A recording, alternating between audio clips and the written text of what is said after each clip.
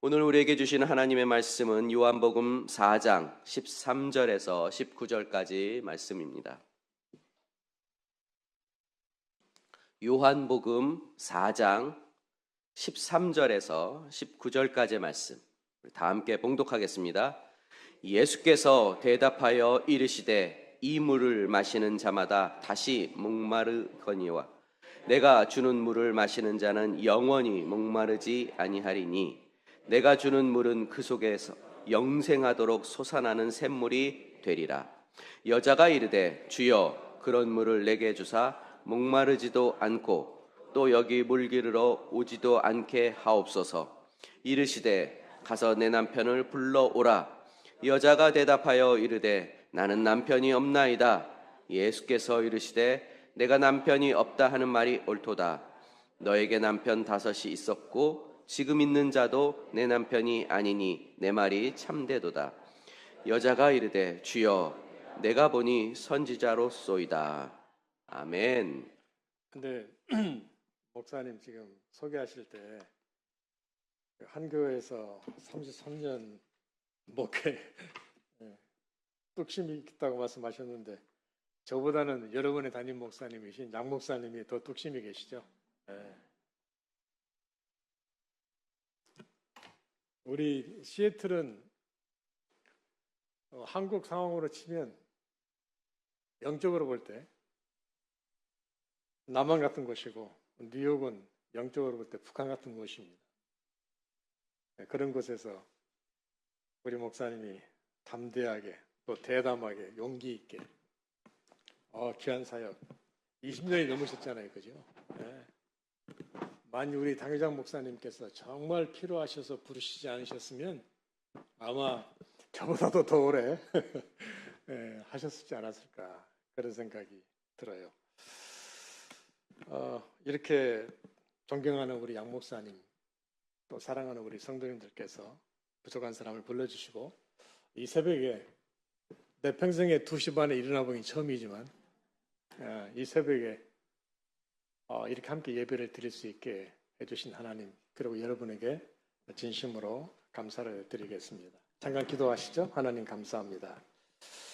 부족한 종을 사랑하셔서 또 축복하시기 위해서 또 이렇게 우리 양 목사님께서 심호하시는 귀한 교회로 불러주시고 함께 이 새벽에 예배를 드릴 수 있도록 은혜를 베풀어 주신 것을 감사합니다.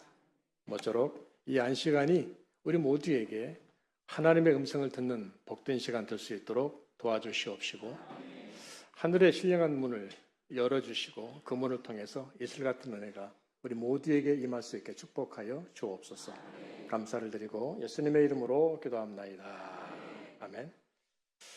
우리 크리스찬 라이프를 구성하는 3가지 기본이 있습니다. 잘 아시죠? 첫째가 요한복음 4장 24절인데 하나님은 영이시니 예배하는 자가 신령과 진정으로 예배하라. 우리 크리스찬의 의무입니다. 예배자의 삶이죠. 두 번째는 I am the light. 나는 세상의 빛이다. 그러니 어두운 데 다니지 마. 거룩하게 살아야 돼. 책임입니다. 세 번째는 God is love. 하나님은 사랑이죠. 그러므로 너희가 서로 사랑하면 사람들이 너희가 내 제자인 줄 알 것이다. 우리에게 주신 미션, 사명입니다. 그런데 이 사명은 Love is an action. 사랑은 행동이라고 요구하죠. 이 행동으로 인해서 가정이 달라지고 교회가 달라지고 세상이 달라집니다. 그래서 오늘은 사랑에 대한 이야기를 여러분과 함께 나누려고 하는데 여러분 삶의 위기가 어디서부터 시작된다고 생각하실까요? 어느 책에 보면요. 삶의 위기는 원칙과 기본이 무너질 때 찾아온다. 자, 그렇다면 삶의 기본과 원칙은 무엇일까? 그것이 바로 It is love, 사랑이다. 그렇게 말합니다. 성경도 그런 얘기예요. 고린도서 13장 잘 아시잖아요. 믿음, 소망, 사랑, 그 중에 제일은 사랑이다. 그 말은 그죠. 우리 인생사에 일어나는 모든 사건의 근본에는 사랑이 개입되어 있다는 뜻입니다. 그럼 우리가 성장하는 신앙이나 아름다운 인생을 원한다면 우리는 반드시 사랑해야 된다. 여러분, 피들러 언더 루프라는 지붕 위의 바이올린이라는 이야기 아시죠? L.A. 해미슨 소설인데 그 러시아에 사는 유대인들의 비화를 그린 작품이에요. 5명의 딸을 키우는 테빗이라는 남자가 있습니다. 근데 인생이 만만치 않잖아요. 너무 힘든 거예요. 특히 5이나 되는 딸을 키우는 테빗의 아내는 더 힘들었을 거예요.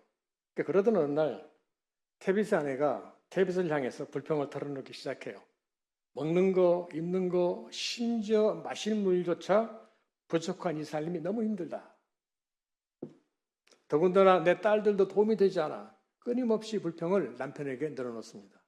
그러자 아내의 불평을 묵묵히 듣고 있던 테빗이 아내를 향해서 이렇게 물어요. Do you love me? 그러나 아내는 그 말을 듣고 대꾸를 하잖아요. 계속해서 자기 불평을 이어갑니다. 나는 지난 25년 동안 너무 힘들었어. 당신 내게 해준 게 뭐야? 이젠 정말 참을 수 없어. 그러자 그 말 듣고 있던 테빗이 다시 한번 조용히 물어요. I know that, but do you love me? 그 아내가 어떤 대답을 했을까요? 결과는 해피엔딩입니다. 자, 근데 여러분 이 대화의 근본적 의미가 무엇인지 짐작이 되시나요? 작가는 이런 대화를 통해서 독자들에게 무엇을 알려주고 싶을까요? 삶의 원칙과 기본은 어디에 있다? 사랑에 있다는 것입니다. 이 원칙과 기본이 무너지면 삶의 위기가 찾아옵니다. 그러나 이 원칙과 기본이 지켜지게 되면 그 어떤 위기도 회복되어질 수 있다는 것이죠. 그러니 살아가면서 다른 거 신경 쓰지 말고 이 원칙과 기본에 충실해야 돼. 그 얘기예요. 고생도 그렇잖아요. 우리말에 젊어서 고생, 사사한다. 부부간에 서로 사랑만 했다면 고생이 고생으로 여겨지지 않아요. 사랑이 없으면 어떻게 될까요? 천금도 가치가 없는 거예요. 그래서 다투고 싸우고 갈라지고 아무것도 부족함이 없는 것처럼 보이는 사람들도 그래요. 이런 말이 있어요. 시간이 지난다고 해결되지 않습니다. 참고 견딘다고 해서 해결되는 것도 아닙니다. 실력을 기른다고 해도 해결되지 않습니다. 서로 사랑하지 않으면 뿌리채 해결되는 일은 세상에 존재하지 않습니다. 여러분 이해가 되시나요? 서로 사랑하면 모든 걸 다 풀어낼 수 있어요. 그러나 사랑이 없으면 트라게디, 비극입니다. 아무리 시간이 지나도 안 돼요. 아무리 실력 길러도 안 됩니다. 아무리 해결책을 찾는다 할지라도 되지 않아요. 그러므로 아름다운 인생을 원하면 무조건 뭘 해야 돼요? 사랑해야 돼요. 찬송가의 가사처럼 미움, 시기, 질투 다 버리고 서로 사랑해야 돼요. 그럴 때 위기가 풀어지고 화목하게 되어서 아름다운 인생을 풀어갈 수 있습니다. 자, 근데 오늘 말씀에 나오는 수가성 여인은 어때요? 이 사랑이라고 하는 기본, 원칙과 삶의 기본이 완전히 무너진 사람이죠. 생각해 보세요. 남편이 몇이라고요? 5이에요. 근데 만약 이 여인이 평소에 살면서 이 삶의 원칙과 기본에 충실했더라면 그렇게 되었을까요? 어떻게 생각하세요? 한두 번 이해할 수 있어요. 그러나 5은 아니에요. 삶의 원칙과 기본이 이 여인은 통째로 무너진 거예요. 그래서 그렇게 된 것입니다. 자, 근데 그런 여인을 누가 찾아가요? 예수님이 찾아가요. 그리고 그를 회복시킵니다. 자, 그렇다면 오늘 예수님이 이 말씀을 통해서 우리에게 어떤 교훈을 주려고 하실까? 자, 여러분 들어보십시오. 예수님 당시 이스라엘은 3파트로 나눠져 있어요. 남유대, 중사마리아, 북갈릴리. 그리고 예루살렘에서 갈릴리로 가는 길은 2가지입니다. 하나는 사마리아를 통해서 가는 길이고 두 번째는 트랜스 요르단이라고 요르단강 건너서 사마리아를 돌아서 가는 거예요. 이 길이 아주 멀죠. 자, 근데 그럼에도 불구하고 유대인들은 절대로 사마리아를 통과하지 않습니다. 사마리아를 피해서 가요. 왜냐하면 사마리아 지역은 BC 700년경에 아수르에게 점령을 당해서 아수르가 남자들 다 잡아갔어요. 그리고 그 대신 자기 나라 남자들을 그 땅에 갖다 심었습니다. 대규모 인구 혼합 정책을 폈죠. 그래서 700년이 흐른 그 당시에는요, 순수한 유대인이 사마리아 지역에 거의 없었어요. 원수의 땅이 된 거죠. 그래서 저주받은 땅이다. 발에 흙을 묻히면 안 돼. 아무리 멀어도 그 길을 돌아서 갔습니다. 심지어 바리새인들은 기도할 때요, 이렇게 기도했습니다. 하나님, 이 세상 사람들 다 부활시킬 때 저 사마리아 사람들은 절대로 부활시키면 안 됩니다. 그렇게 기도했어요. 심지어는 어떤 사람들이 사마리아 땅에 갔다 돌아왔다는 소식이 들리면 그 집에 몰려가 돌팔매질을 했어요. 자, 근데 그런 상황에 지금 예수님께서 예루살렘에서 갈릴리로 가게 되는 거예요. 더군다나 예수 혼자가 아닙니다. 12제자가 함께 갑니다. 돌팔매를 당한다면 혼자 당하는 게 아니에요. 12명이 다 같이 맞습니다. 자, 그럼 이런 상황에서 리더자는 어떤 선택을 해야 될까요? 진짜 쉽지 않은 상황이 되겠죠. 자, 근데 그런 상황에서 예수님이 선택한 길이 어디라고요? 사마리아예요.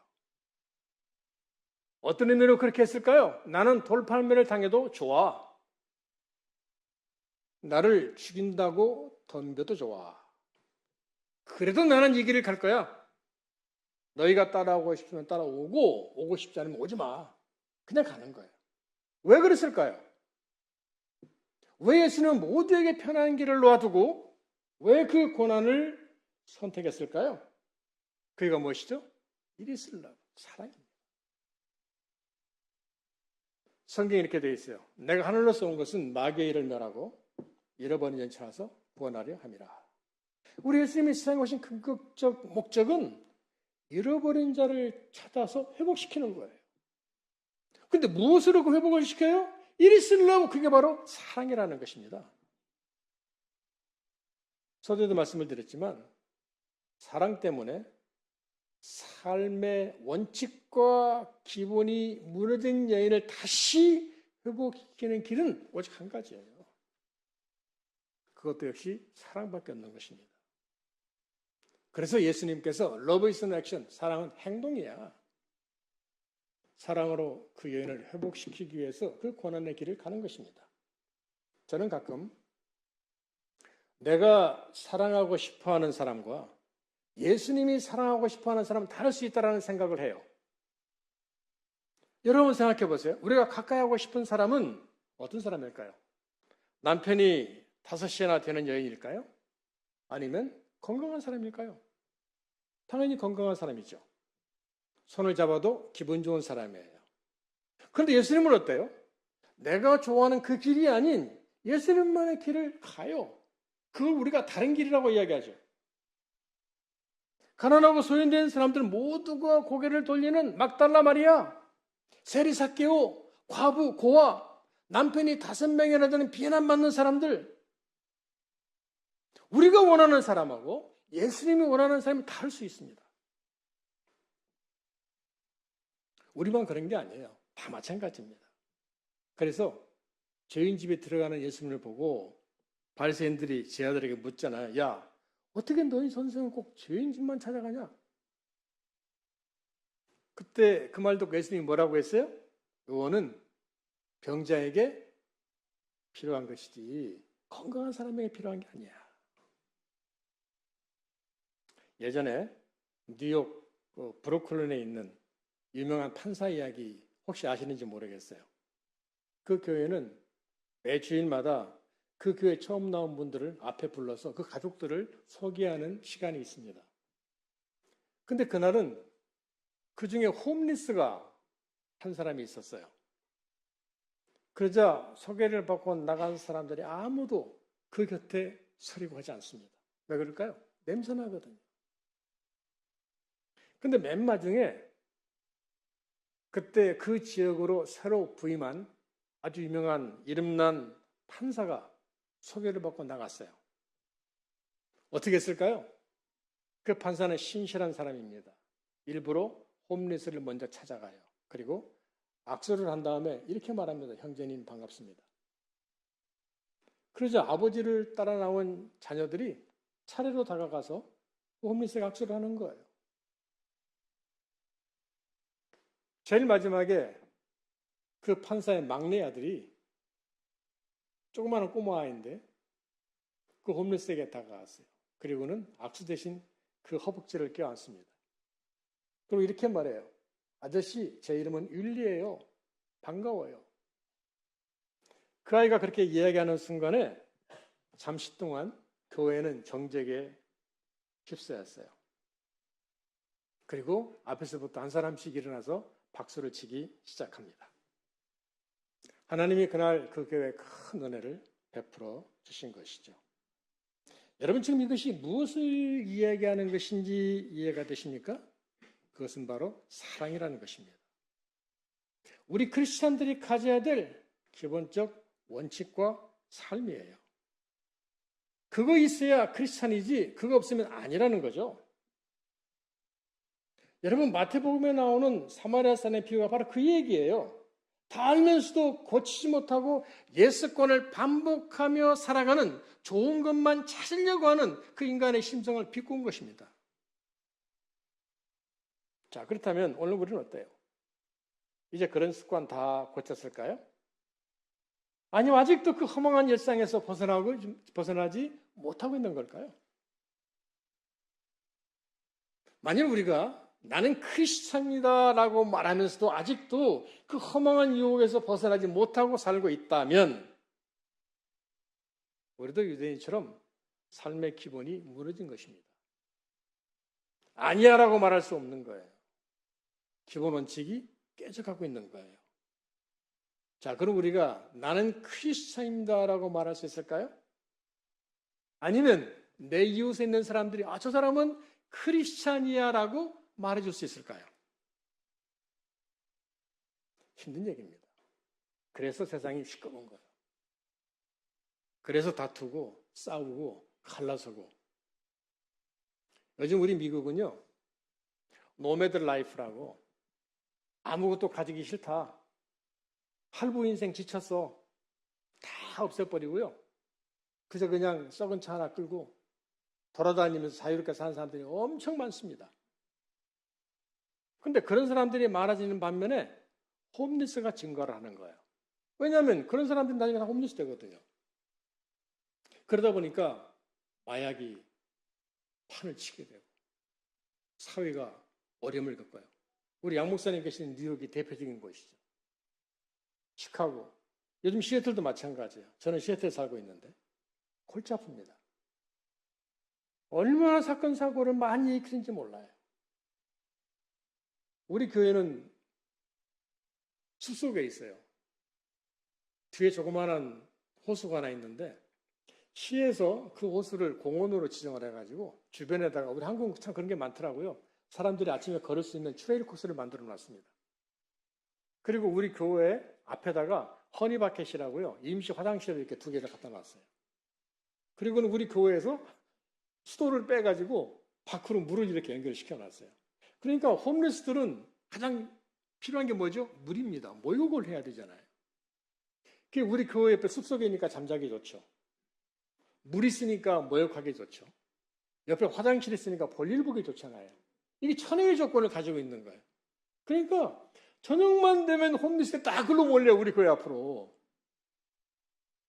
근데 이 사람들이 와서 그냥 자기들 필요한 거 취하고 가면 좋은데 꼭 문제를 일으킵니다. 창문을 깨고 차를 부수고 엉뚱한 짓들을 많이 해놓고 그래요. 그래서 제가 밤 10시부터 12시까지 가서 보초를 써요. 매일 그것도. 안 그러면 안 되니까. 이 보초를 이렇게 쓰는데 얼마 전에 밤에 제가 그 홈리스 중 한 사람하고 다툼이 있었어요. 그 홈리스는 문제가 많은 사람이에요. 제가 다 압니다. 누구 이름도 거의 다 알아요. 이 친구가 꼭 우리 교회 벤차 유리를 깨고요. 심지어는 우리 교회 앞에 들어 누워서 마약도 하고 또 우리 교회에 불을 질러가지고 소방차까지 오고 허니바켓이 옆에 있는데 이 친구가 월남전 출신이거든요. 정신이 좀 이상해요. 허니바켓 옆에 있는데 불구하고 거기 두려우니까 안 들어가요. 안 들어가고는 우리 교회 앞에다가 볼일을 다 보는 거예요. 우리 교회 여자 전도사님 한 분 계시는데 그분이 매일 그거 치우느라고 2년 동안 고생 많이 했어요. 근데 얼마 전 밤에 제가 보초를 쓰고 있는데 이 친구가 허니바켓에 들어가든지 안 나오는 거예요.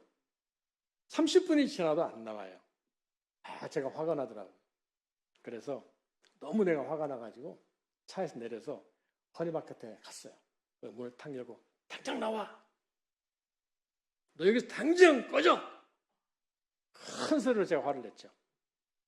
그랬더니 이 친구가 무서웠던지 저를 보고 오케이 오케이 그러면서 밖으로 나가면서 이러는 거예요. 야, 너 크리스찬이잖아. 나도 크리스찬이야. 제가 그 말 듣고요. 너무 화가 나서 그랬어요. 야, 나는 크리스찬이지만 너는 아니야. 그리고 돌아섰어요. 근데 자꾸 그 말이 생각나는 거예요. 너 크리스찬이잖아.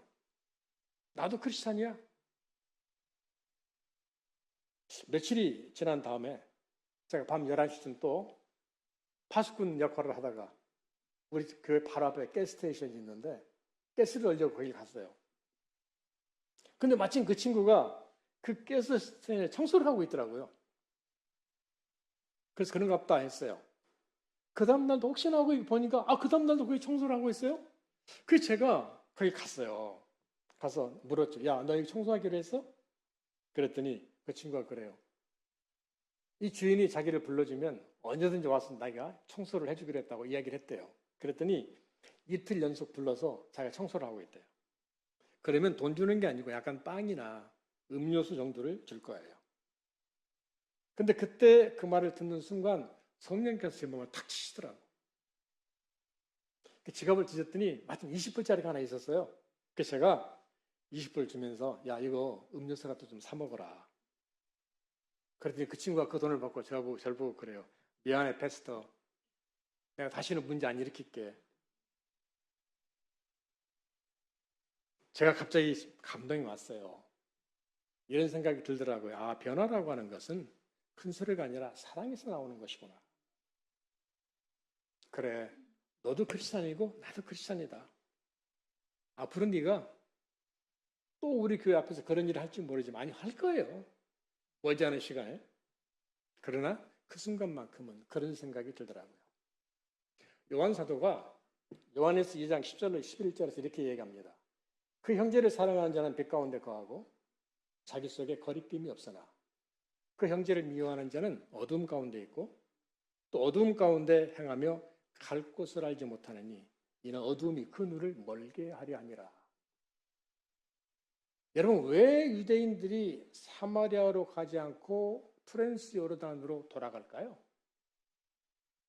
세상 어둠이 그 눈을 가리고 있기 때문에 그래요.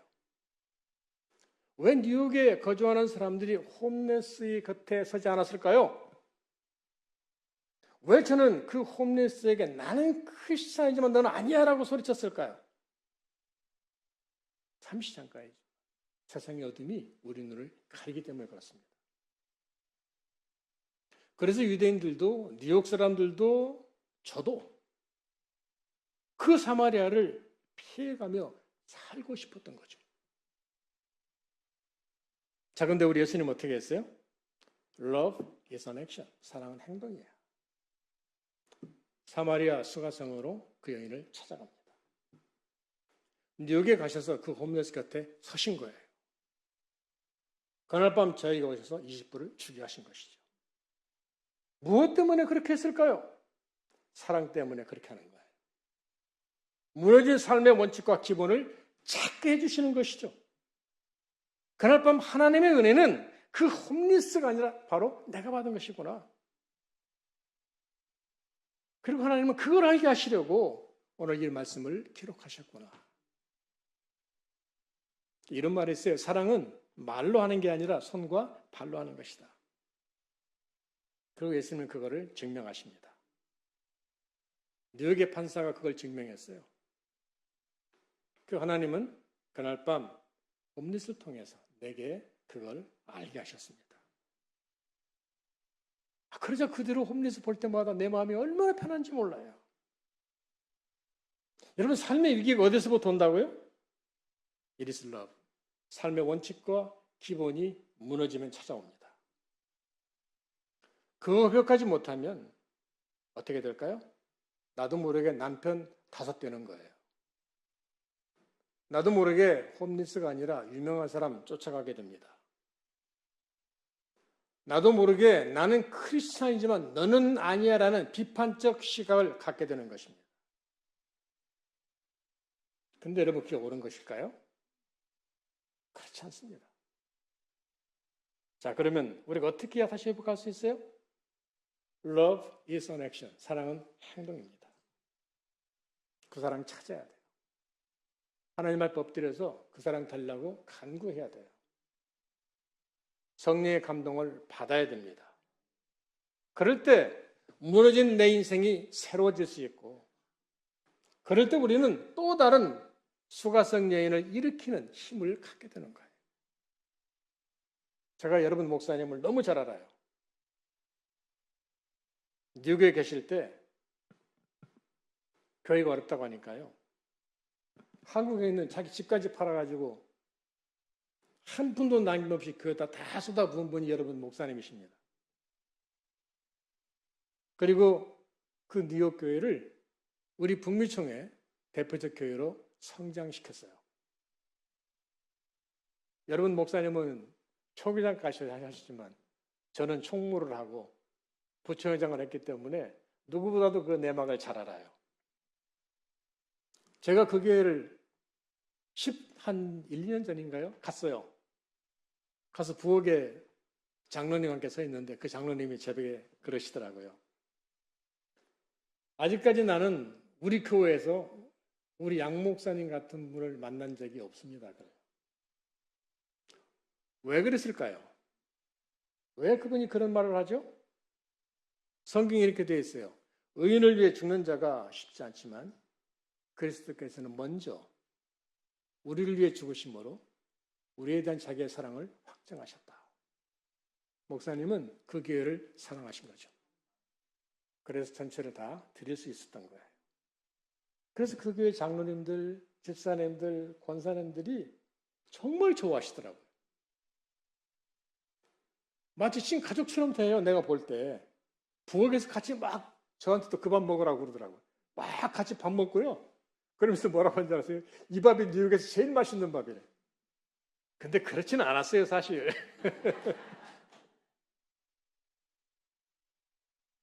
제가 그런 광경을 보면서 그리스도의 사랑이 가슴에 닿더라고요.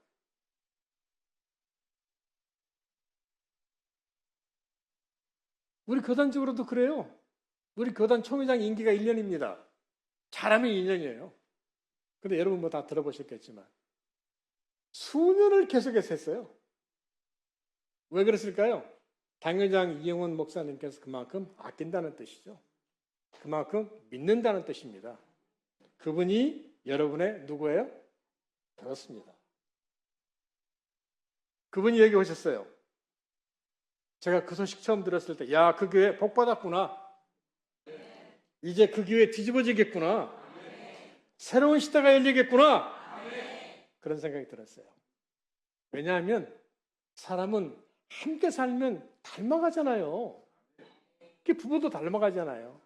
목사님이 그런 분이면 성도님들이 닮아갈 거니까 그러면 이 교회는 능력이 생기게 되잖아요. 그래서 새로운 시대가 열릴 거라고 감히 생각을 했습니다. 사랑하는 성도 여러분, 처치에 기근이 있어요. 전쟁이 심화되고 있습니다. 때가 급하다는 거죠. 이때 Love is an action. 사랑은 행동이야. 서로 닮아가십시오. 그래서 이 마지막 때 그리스도의 사랑으로 개인이 먼저 살고 가정이 살고 교회를 살고 이 지역을 살리는 그런 우리 동북교회가 되시기를 오늘 주의 이름으로 축원하겠습니다. 기도하십시다. 아버지 하나님 감사합니다. 오늘 주님께서 이 교회를 사랑하시고 우리 성도님들을 사랑하셔서 귀한 말씀 주셨습니다. 이 말씀이 우리 성도님들에게 능력이 되게 하소서. 이 말씀이 우리 성도님들에게 소망이 되게 하소서. 모두가 서로 사랑으로 닮아가게 하옵소서. 그래서 능력 있는 교회로 개인이 달라지고 교회가 달라지고 지역을 달라지게 만드는 힘 있는 교회로 성장시켜 주시옵소서. 감사드리고 예수님의 이름으로 기도합나이다. 아멘.